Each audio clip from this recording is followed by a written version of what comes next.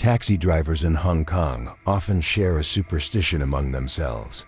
At 3 a.m., if they suddenly feel a chill down their spine, they must never look into the rearview mirror. Some say they've seen a figure sitting in the back seat who then vanishes, or the mirror slowly tilting on its own even when the car is completely still. Others claim they've picked up a woman in a white dress who disappeared as the taxi passed through a tunnel. These eerie stories actually stem from a series of completely real criminal cases, with the victims being young women. A police officer involved in the investigation said, "Every time I looked at a photo of the suspect, I could hear someone whispering in my ear." The refrigerator that once held the victims' organs was eventually burned because many people who got close to it experienced unexplained headaches, chills, and nausea. The case series we're covering today is one of the most well-known in Hong Kong.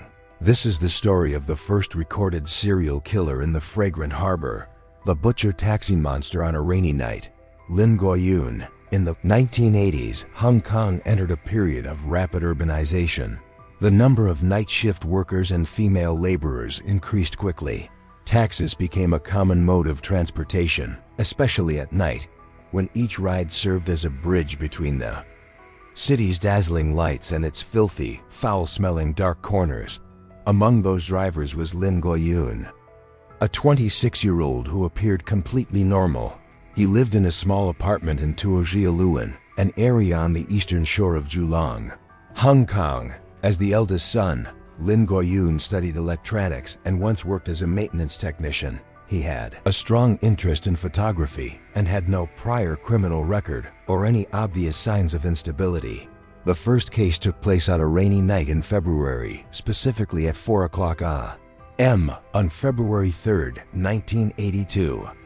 Lin Guoyun drove to a restaurant in the Tian Shui area to pick up a passenger. The female passenger, named Qin Finglian, was a bar employee heading home alone after a night of drinking with friends. Due to her intoxication, Finglian kept asking the driver to stop so she could vomit and repeatedly changed her destination, which greatly irritated Lin Guoyun. Although he had no prior intent, Lin Guoyun made a detour to the apartment building where he lived, went upstairs to retrieve an electrical wire, then drove to a secluded area and strangled Finglian to death. He brought her body back to his home and hid it under the sofa. He waited until his family had left the house before carrying the body out to carry out his perverse acts. He stared at the victim and treated her like a doll, repeatedly posing and taking pornographic photos. Eventually, Lin Guoyun stole 500 Hong Kong dollars from the victim and used it to buy a chainsaw. He then laid plastic sheets on the floor and dismembered the body into 7 parts. Notably, he recorded video and took photos of the separated body parts, then disposed of them in various locations across Hong Kong. Another disturbing act was that Lin Guoyun kept parts of the victim's body, soaking them in alcohol and collecting them as trophies. Not long after the murder, the police discovered body parts, but they were unable to identify the victim.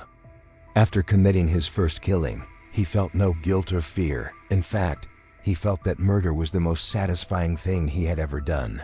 The success of the first murder fueled Lin Guoyun's recklessness and gave rise to an addiction to the thrill of killing something he had never felt before.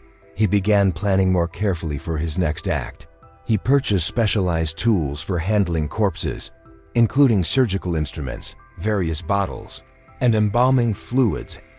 After feeling that he was fully prepared, Lin Guoyun went on to commit 3 more murders in succession. At 5:20 a.m. on May 29, 1982, during a heavy downpour, Lin Guoyun drove his taxi to pick up 31-year-old Qin Yingji, a cashier at an entertainment center who had just finished her shift. Taxi driver Lin Guoyun threatened her with a knife and then strangled her to death. As before, he brought the body back to his home, but this time, he had already prepared various tools in advance.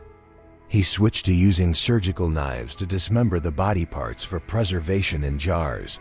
Just like before, he recorded the entire process on video. After keeping certain parts of the body, He disposed of the remaining pieces at Daking Twin Brooks. Just over 2 weeks later, on June 17, 1982, Lin Go-yoon struck again, this time targeting Liang Yuun, a 29-year-old nightclub waitress. She had just finished her shift around 4 a.m. and got into his taxi. Her fate turned out to be the same as the 2 previous victims. Once again, he recorded the entire act on video, this time with even more professionalism. Lin Go-yoon set up a stationary camera on the bed, which allowed him to work more freely without having to hold and adjust the camera like before. This made it easier for him to meticulously dismember the victim, and he even considered tasting her flesh. He attempted to eat the flesh, but vomited immediately afterward and gave up. This time, he arranged the photos with careful composition and lighting like a true photographer. After finishing, he disposed of the body near the Daking Tunnel area. The final murder took place exactly 2 weeks later. On July 2, 1982, at 11 o'clock p.m., Lin Go-yoon picked up 17-year-old Liang Hutan, a high school student who was returning home from a teacher appreciation ceremony. He talked to her a lot during the ride. Unlike his previous victims, she was not someone working in a sensitive or nightlife-related profession. Nevertheless, he still chose to brutally kill her, this time in addition to his usual actions. Some sources claim that Lin Go-yoon also engaged in necrophilic behavior after strangling the girl. He recorded the act on video, just as he had done before. In the end, he disposed of her body near the Daking Tunnel area, and that was the last murder he was able to commit. In all 4 cases, he recorded videos and took photographs. He later edited the footage into 3 separate films. The first 2 murders were compiled into a film he titled Grave Secret. The third murder became a film called Rainy Night Operation. The final murder was made into a film he named Fourth Operation. As for the photographs, they unexpectedly became the turning point of the case. Somehow, these images ended up being the key that allowed Hong Kong police to capture Lin Go-yoon after the 4th murder quite unexpectedly. Because the killer's apartment didn't have a darkroom for developing film, Lin Go-yoon had joined a photography club. He befriended someone who worked at a photo studio and lied, claiming he was a morgue photographer. In order to get help developing sensitive photos, he said, were taken inside a morgue. On August 10, 1982, when Lin Go-yoon wanted to develop the photos of his 4th victim, he was unlucky the equipment at the studio had broken down. His friend at the studio sent the film negatives to another Kodak shop in the Wangjiao district to have them developed. When the negatives were developed, the Kodak shop employee was shocked to see strange images with unnatural lighting. The women in the photos showed no signs of being alive. Some had visible bruises around the neck, and their bodies appeared pale and lifeless. Suspecting that these weren't artistic or nude photos, but actual images of dead bodies, the employee became frightened and reported the matter to the police. The police began an investigation and quickly realized that these were indeed photographs of corpses, and that the bodies had been photographed only about 3 hours after death. This was evident from the fact that the victims still appeared soft and showed no signs of rigor mortis. If the photos had truly been taken at a morgue, the condition would have been very different. Based on these findings, the police decided to wait for the person who owned the photographs to show up. And when Lin Go-yoon arrived to pick up the photos, he was swiftly arrested. At that moment, the police didn't think much of it. They believed they had simply caught someone developing suspicious photographs. They had no idea who they had actually apprehended. However, once they searched his residence, the mood quickly changed. The officers were chilled to the bone. They discovered evidence including the lower body parts of women, belongings of missing women, surgical instruments, anatomy textbooks, numerous photos of the victims, 40 videotapes, and many other items directly connected to the crimes. The revelation of Lin Go-yoon's crimes sent chills down everyone's spine. At first, the killer denied everything, but one day, out of the blue, he asked the police whether they would make the photos he had taken public.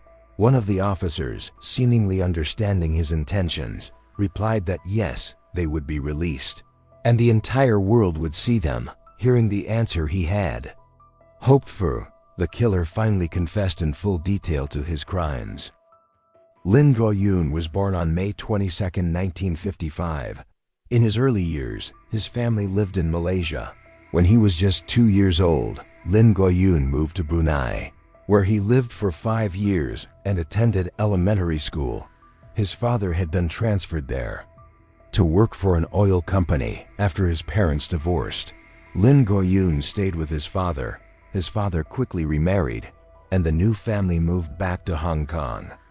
It's clear that Lin Go-yoon grew up in a household where his biological parents did not get along, and his childhood lacked friendships due to frequent relocations. Multiple sources have also reported that there were many conflicts between Lin Go-yoon and his father. His father forced him to attend 2 schools at once, frequently beat him, and at times even threw him out of the house. During the 1983 court trial, Lin Go-yoon's biological mother testified that his father had repeatedly beaten both her and Lin. When Lin was just 2 years old, his father slammed his head against a wall, leaving him unconscious, with bruised and swollen eyes and a fractured skull. This man had 3 wives over his lifetime and fathered 10 children. Around the age of 15 or 16, Lin Go-yoon developed a particular fascination with inappropriate magazines, too embarrassed to buy them at local newsstands. He ordered them from overseas and stored them carefully in a locked metal box hidden under his bed. He kept this hobby a closely guarded secret. No one in his family had any idea. However, over time, pornographic magazines were no longer enough. To satisfy him, he decided to buy a camera to start collecting his own photos. Lin Go-yoon began sneaking into public restrooms to secretly photograph women using the toilet. But this perverse act didn't go on for long. He was soon caught and beaten up. A particularly disturbing incident occurred when he had just turned 18. After a fierce argument with his father, whether out of rage or some deeper motive, he went out, used a knife to threaten a woman into a public restroom, and then sexually assaulted her. Naturally, he was arrested by the police for this act. However, at the time, Lin Go-yoon was diagnosed by a doctor as having mental health issues, and as a result, he avoided prison. He was sent to a psychiatric hospital for treatment, where he stayed for 102 days. Upon his release, he changed his name for the first time, perhaps in an attempt to start a new life. The next disturbing incident happened when he was 19 years old. Around this time, his family began to realize that he harbored twisted, deviant tendencies. They discovered that he had been secretly watching his younger sister while she was taking a bath. So the family decided to separate him from the rest by arranging for him to live in a different house, this time with his younger brother. At the feigned age of 23, after obtaining his taxi driver's license, he changed his name once again, and this time, he adopted the identity we've been referring to all along, Lin Go-yoon. Initially, Lin Go-yoon's younger brother was also arrested under suspicion of being an accomplice. Since the two of them shared the same room, however, after a thorough investigation, it was confirmed that Lin Go-yoon acted alone. His younger brother was not involved and had no knowledge of what his brother was doing, despite sharing the same room. This was partly because they had completely opposite schedules. One worked during the day, the other at night, so they rarely saw or spoke to each other. Another reason was that Lin Go-yoon was an extremely calculating individual. His IQ was measured at 130, which is considered significantly above average. This level of intelligence allowed him to carefully plan and conceal his crimes, making it even more difficult for those around him to notice anything unusual. At the trial, 5 psychological experts were invited to assess him. 3 of them concluded that Lin Go-yoon was not mentally ill, but had deviant and perverse tendencies. The remaining 2 experts believed that he was mentally ill and had lost the ability to control his actions. The final trial lasted 3.5 hours. during which the jury concluded that Lin Goyun was not mentally ill and was fully competent. To stand trial, he was initially sentenced to death, but for some reason, the sentence was later commuted to life imprisonment without the possibility of parole. Lin Goyun is still alive today, in prison. Some inmates have reported seeing him dissect a cockroach and carefully arrange it inside a matchbox as if he were meticulously creating a piece of art. He behaved as though he were an artist. In a conversation with a psychologist, he proudly declared, "I ate the entrails of one of my victims, and the taste stayed with me forever," he went on to say. "My motive wasn't sexual because that would be too petty. I killed because God gave me the authority to do so." When asked if he felt any remorse for his crimes, he simply shook his head and arrogantly replied, "No." He even claimed that his victims, being bar hostesses, were bad women who needed to be cleansed from society. So in the end, who is Lin Goyun? Is he truly an artist who killed in the name of his own twisted form of art? Or is he, as he claimed, some kind of moral crusader eliminating bad women to cleanse society? The truth is, both are nothing but pathetic lies, excuses, fabricated by a deranged, despicable mind to justify his perversion and cruelty. A man who once groped women, secretly watched his own sister shower, and was institutionalized for his perversions, later went on to commit inhuman atrocities just to satisfy his own twisted desires. And yet, all he had to do was pick up a camera, and suddenly he fancied himself an artist. But let's be clear, there was no art here. It was all about his own depraved hunger, nothing more. The word art was utterly insulted the moment he used it as a mask to justify his crimes, a pathetic cover meant to fool the naive. And that talk about purifying bad women was nothing but another blatant lie. His fourth victim was just an ordinary schoolgirl, yet he still targeted her out of sheer desire. As for the sex workers he murdered, it wasn't about cleansing society, it was because they were easy targets. And he wanted them, that's it. No higher purpose, no justice, just pure, repulsive lust. We also notice the contradiction when he claims his motive wasn't sexual, because that would be too petty, yet he engaged in necrophilic acts and admitted to eating one of his victims, saying the taste lingered in his memory. But ironically, he filmed himself vomiting, unable to stomach it. Despite that, he now tries to act like he actually enjoyed it. This man was allowed to live on in prison, perhaps so he could unravel the image he so carefully crafted himself. The more he talks, the more contradictions emerge. Lin Goyun, clearly just a dangerous individual seeking grandiose reasons to justify his vile, sick mind, using art or justice as excuses for his evil deeds, only serves to fool naive people into sympathizing with him. But while he might fool some, there's no way he can fool those watching this video. Everyone here is smart and clear-headed enough to see through the truth about this psychopath. Surely no one is naive enough to believe he was a true artist, right? Here is the translation, faithful to the original meaning. Some stories after the case, if anyone is thinking of searching for Lin Goyun's films, you can stop right there, fearing the footage would be leaked. All the videos were destroyed immediately after the case concluded. Some body parts of the victims are now preserved at the Longxi Forensic Institute for educational purposes. As for Lin Goyun's family, they were deeply terrified by their son's crimes. They were also haunted by the fact that the killer had hidden the victims' bodies right inside the very house they were living in. From under the sofa to the floor, every corner bore traces of the victim's remains. His family tried to sell the house, but no one wanted to live in a place filled with death. Lacking the financial means, the killer's family couldn't move elsewhere and had no choice but to continue living there. They hung a painting of Chiang Tin-si, a legendary figure known for driving away evil spirits in Hong Kong folklore. To this day, none of Lin Goyun's family members have ever visited him in prison.